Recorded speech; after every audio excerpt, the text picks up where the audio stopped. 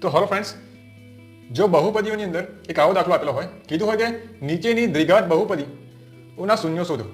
p of x બરાબર 4x² minus 256.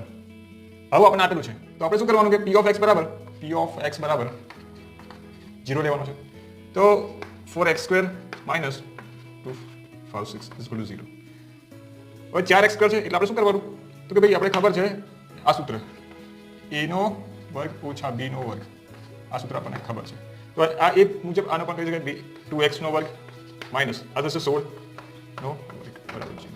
તો આ સૂત્ર ખબર છે આપણને, શું મળશે a વત્તા b ગુણ્યા a ઓછા b.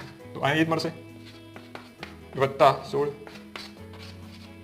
2x માઇનસ 16 બરાબર 0. હવે એને સોલ્વ કરીએ, ઉકેલ તો x બરાબર શું મળશે આપણને +8 મળશે અને x બરાબર -8 મળશે. તો આ બે શૂન્ય મળી જાય બરાબર છે, પ્લસ અને -8.